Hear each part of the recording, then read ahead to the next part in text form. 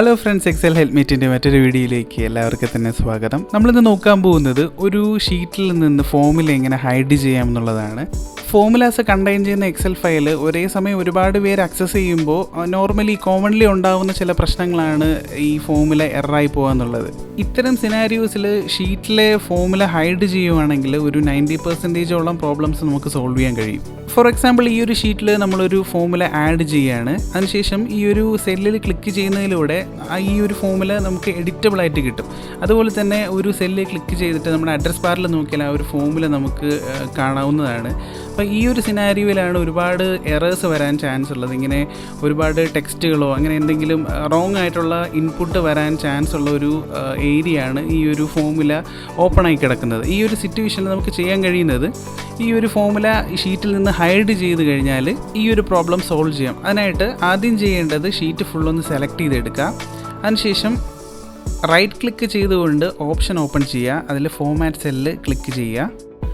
അതിനുശേഷം പ്രൊട്ടക്ഷൻ ടാബിൽ ലോക്ക് എന്ന ആ ഒരു ഫീൽഡ് നമുക്ക് ഡിസേബിൾ ആക്കി ഓക്കെ ബട്ടൺ പ്രസ് ചെയ്യാം.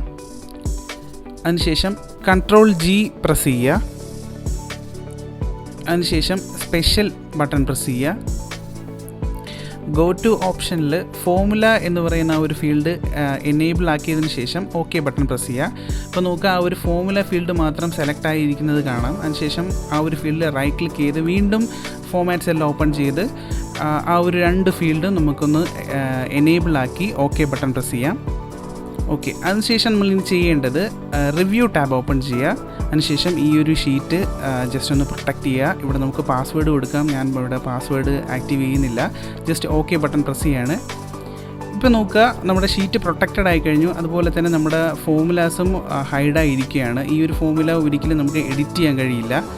ഇൻ കേസ് നമ്മൾ ആ ഒരു ഫോമുലയിൽ ഒരു എൻട്രി കൊടുക്കുകയാണെങ്കിൽ ഇങ്ങനെ ഷീറ്റ് പ്രൊട്ടക്റ്റഡ് ആണ് എന്നുള്ളൊരു പോപ്പപ്പ് നമുക്ക് ഡിസ്പ്ലേ ആയിട്ട് വരും.